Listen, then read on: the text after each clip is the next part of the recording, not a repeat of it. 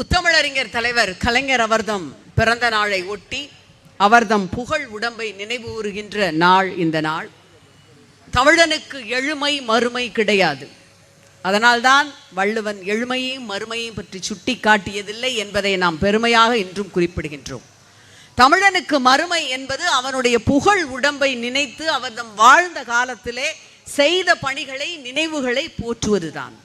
அந்த வகையிலே தான் தான் பிறந்த பொழுது அழுத்தப்பட்ட சமுதாயத்தின் விடிவெள்ளியாக திகழ்ந்த முத்தமிழறிஞர் அதற்கு பின்பாக ஒளிதருகின்ற உதய சூரியனாய் தமிழ்நாட்டை இந்தியாவின் வரைபடத்தில் எழுத்து, சொல், எண்ணம், செயல் எனும் நெம்புகோல்களால் உயர்த்திய சூரியனாக தகத்தகாக சூரியனாக வலம் வந்த முத்தமிழறிஞர் நிறைவடைந்த பொழுதில் கூட கலங்கரை விளக்கமாக இன்று வரை நமக்கு வழிகாட்டுகின்ற கலைஞர் என்று அவர்தம் ஆளுமையின் அனைத்து அலகுகளிலும் இங்கு நம்மிடையே பகிர வந்திருக்கின்றார்கள் சீர்பெருமக்கள் அனைவரும்.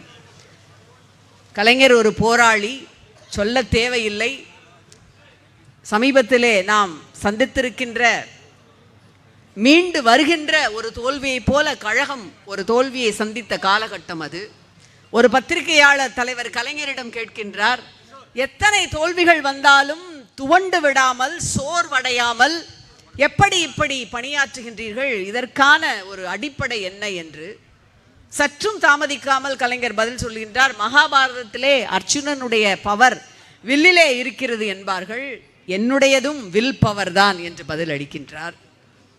எந்த காலத்திலும் திராவிட முன்னேற்ற கழகத்தினுடைய தொண்டன் தோல்வியிலே துவண்டு விழமாட்டான், பீனிக்ஸ் பறவையை போல உயிர்த்து எழுவான் என்பதற்கு பேரறிஞர் அண்ணாவினுடைய அந்த மேற்கோள்களை பல தடவை சொல்லி இருக்கின்றார். ஒருமுறை இப்படித்தான் பேரறிஞர் அண்ணா தோற்று போகின்றார். உடன்பிறப்புகள் அத்தனை பேரும் அந்த தேர்தலிலே சட்டமன்றத்திற்கு செல்கிறார்கள். பேரறிஞர் அண்ணா சொன்னார், ஜெருசலம் நடந்த அந்த ஜெருசலத்திலே நடந்த யுத்தத்தின் பொழுது கிறிஸ்துவர்கள் அந்த போரிலே வெற்றி பெற்ற பின்பாக கிறிஸ்துவர்கள் அத்தனை பேரும் அந்த நகரத்திற்குள் நுழையலாம், ஆனால் ரிச்சர்ட் மன்னன் மட்டும் அந்த நகரத்திற்குள் நுழையக்கூடாது என்று சொல்லப்படுகின்றது. ரிச்சர்ட் மன்னன் சொன்னான், அதனால் பரவாயில்லை, நான் நுழைய முடியாவிட்டால் என்ன, என்னுடைய படைக்கலன்கள் என்னுடைய அன்பு தம்பிகள் அங்கே நுழைகிறார்கள் என்று சொன்னார். அதை போலத்தான் வரலாற்றின் அத்தனையிலும் நம்முடைய நமக்கான வழிகாட்டிகள் விட்டு சென்றிருக்கின்ற பாடம் இன்றைக்கு நமக்கு ஒரு மிகப்பெரிய முன் உதாரணமாக ஒரு போராளியாக திகழ்ந்த தலைவர் கலைஞரை, ஒரு சுயமரியாதைக்காரராக திகழ்ந்த தலைவரை உங்களை நீங்கள் எப்படி வர்ணித்துக் கொள்வீர்கள் என்ற ஒரு கேள்வி கேட்கப்படுகின்றது. சொல்கின்றார், மானம் மிகுந்த சுயமரியாதைக்காரன் என்று. பிராவ்தா என்கின்ற ரஷ்ய பத்திரிகை உங்களுடைய கட்சியினுடைய செல் நெறி என்ன, கொள்கை என்ன என்று கேட்கிறது. கொள்கை இல்லாத, கொள்கை என்பதை பெயரிலே கொள்ளாத கட்சிகள் தான் ஆட்சிக்கு வந்து அமர்ந்திருக்கின்றன. கொள்கை என்ன என்று கேட்பதற்கு அழகாக சொல்லுகின்றார் அவர். சமுதாயத்திலே சமத்துவம், சுயமரியாதை, பொருளாதாரத்திலே சமதர்மம், அரசியலிலே ஜனநாயகம், இதுதான் என்னுடைய கட்சியின் செல்நெறி என்று இன்றைக்கும் அதனை எடுத்து தூக்கி பிடிக்கின்ற ஒப்பற்ற தலைவர் நம்முடைய தளபதி அவர்களை நாம் பெற்றிருக்கின்றோம். அதே போலத்தான் பத்திரிகையாளர் ஒருவர் கேட்கின்றார், குமுதம் பத்திரிகை உங்களையும் ஐயா வீரமணியையும் குறிப்பிட்டு அவர்கள் இருவரும் ஆத்திகர்களாகி நெடுங்காலமாகிவிட்டதே என்று கிண்டல் அடித்திருக்கின்றதே, அதற்கு பதில் என்ன என்று ஒரு பத்திரிகையாளர் கேட்கின்றார். தலைவர் கலைஞர் பதில் சொல்கின்றார், குமுதம் இரவிலே மலர்வது, இரவிலே அதற்கு கருப்பு சட்டை கண்ணில் தெரியாது என்கின்றார். எவ்வளவு எல்லா காலத்திற்கும் பொருத்தமான பதில்கள். இன்றைக்கு நாம் சந்தித்திருக்கிற இந்த துரோகத்திற்கு இன்றைக்கு மேகதாது அணை உங்கள் அத்தனை பேருக்கும் தெரியும்.